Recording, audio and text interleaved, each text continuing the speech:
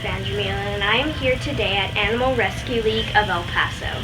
Today I will be interviewing the founder, Loretta Hyde, of Animal Rescue League and asking her what this organization does for the animals in our community. Animal Rescue League of El Paso is a little different than our city shelter. So come on with me, let's find out a little more about this fantastic rescue operation.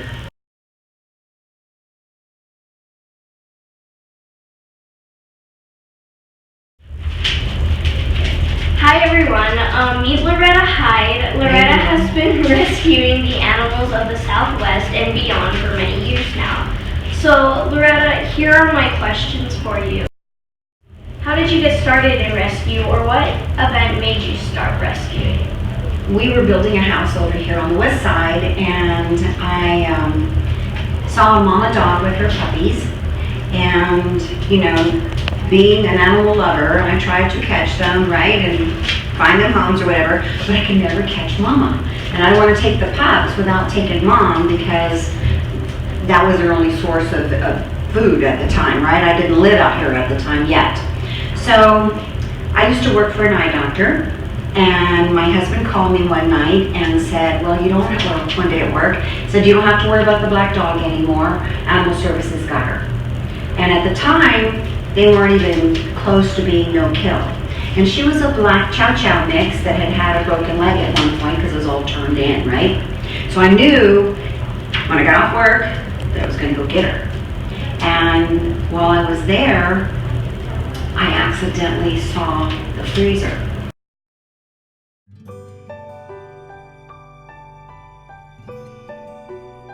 And there was probably, they said, over 120 dogs that they had just euthanized, dogs and cats I should say, and it blew me away.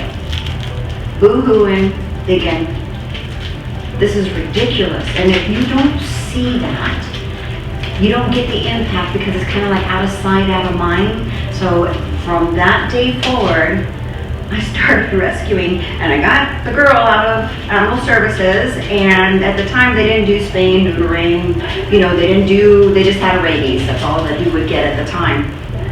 So I brought her home, and my husband said, I shouldn't have told you. I said, yes you should. So we kept her for almost 15 years.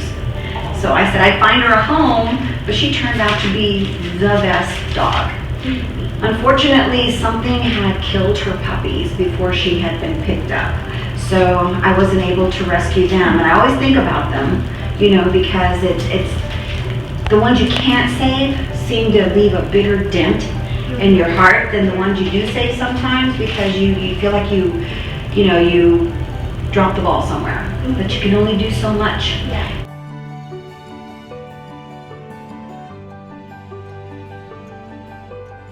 But it was seeing the freezer that day changed me for the rest of my life. Boy, that. Oh, you can't even imagine it, girl. Yeah.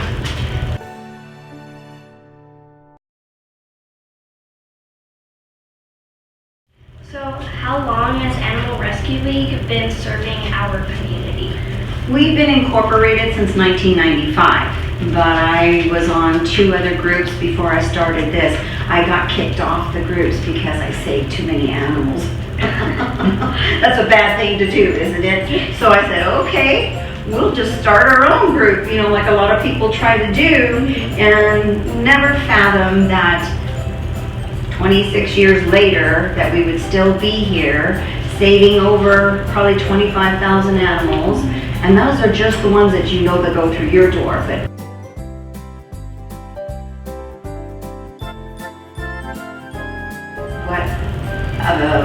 helping the community, like we do with the shot clinics, or the lady that was out front this morning. A lady comes to town, and she met this lady that has all these chihuahuas. Well, they're not vaccinated, they're not spayed and neutered.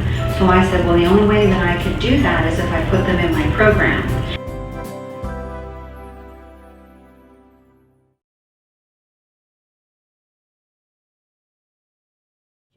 I'm not putting her hand in the face. Good job. Oh, good, Don. You did good. Thank you,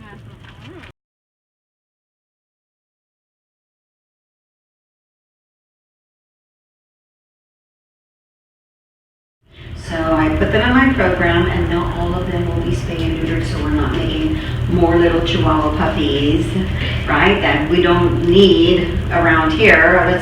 I feel like that every puppy that hits the ground, another one has to die because there's not enough homes for the ones that are already here.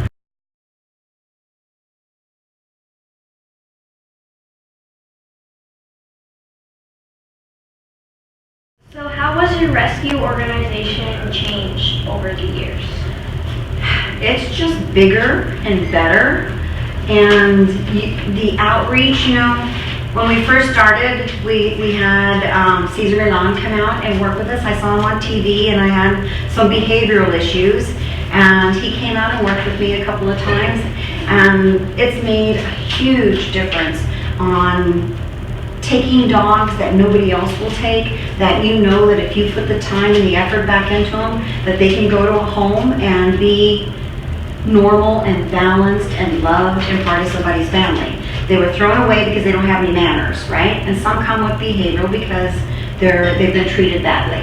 But good thing is dogs don't live in the past, so you can rehabilitate that baby just by giving a TLC and changing the way that it thinks about how it needs to survive. You don't have to bite, you don't have to run, that you can be loved and treated and respected as a four-legged friend. Yeah.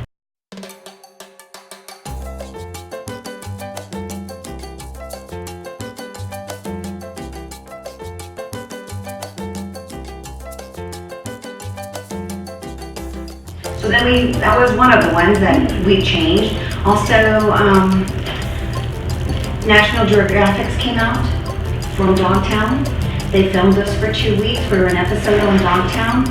And that in itself was a big light bulb going off, that if Dogtown and Best Friends thinks that we do a good job, then we must be doing something right if they're going to recognize us on National Geographic, right?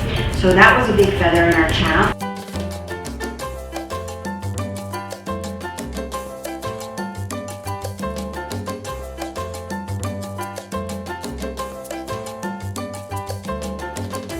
Now we have the paws program, where Sheriff Wiles and Lieutenant Kavecker, they saw a need for the inmates out there to have something else to do besides sitting in the room playing cards and watching TV.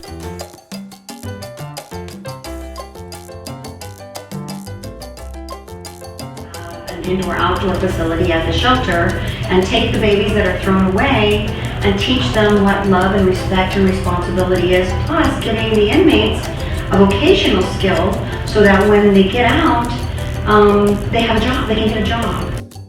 You guys go through 300 hours, they have to graduate, they have to pass a test, and I've hired a couple of them since they were, came out. A lot of them have just an innate ability to really bond well with these animals.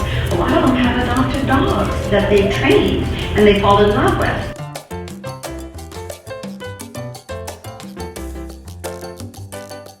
It's funny because the first set of guys that I had out there, I made them write me a letter on what did this program do for you or mean to you, and has it changed your life or the way you think about animals, and that, because they had dogs that were outside only. They had dogs that were not spayed or neutered and never had any, except for just to go throw them a bowl of food and maybe give them fresh water. So the letters came back and brought tears to my eyes that they said they never felt love the way that they do there with the animals, how much the animals give back to them.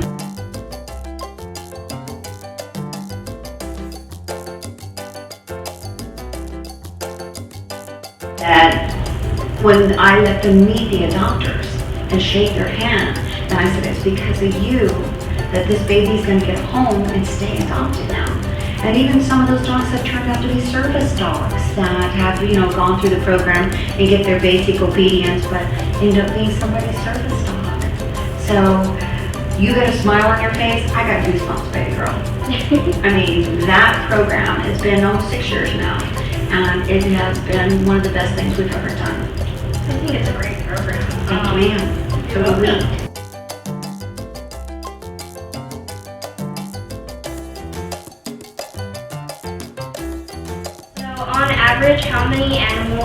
are in your care? I would say on an average we do about 100 dogs and probably around 80 cats and kittens at any given time. We've done horses and donkeys and goats and pigs, and you know, it's guinea pigs, rabbits. When we did Hurricane Katrina, we had fish and birds and everything. It was crammed packed, let me tell you.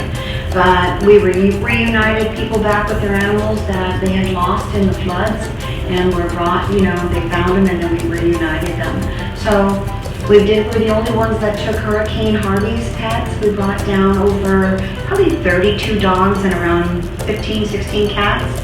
And the last of those puppies, Panda, just got adopted a few months ago. She was here almost 2 years. So, and again, she went through the paws program, got her adopted.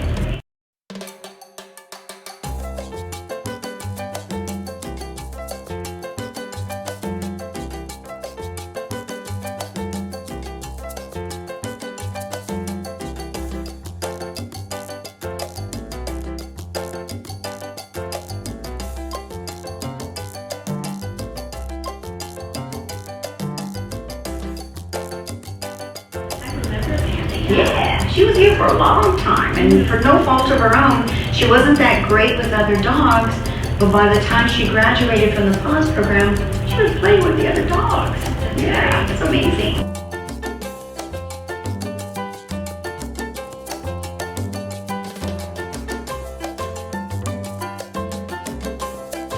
Do you have fosters that also help with rescued animals?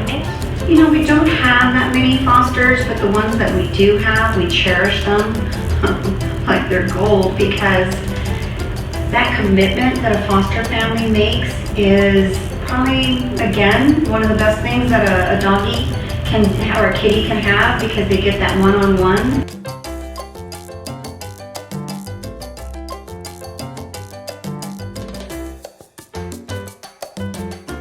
So, what animals or animals that you have rescued do you remember most? I guess Miracle was a good one. They called from Animal Services and said they had a pit bull that had lived in a little box over a year in her own feces. And you saw Miss Gracia, how skinny she is. This dog was way worse than her. And put her on IVs, fed her 4 times a day. That little girl turned out to be a little chunky monkey, and she got a great, I had people knocking the doors down trying to want to adopt her.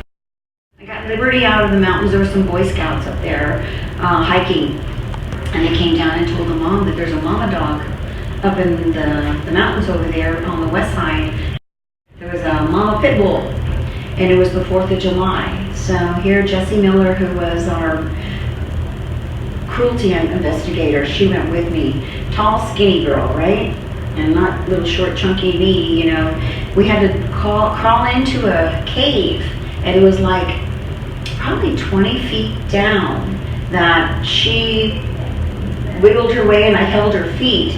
And then she'd say, okay, I got one. Mama had 5 little Shar-Pei puppies down there in a hole where she had had her puppies in the side of the mountain.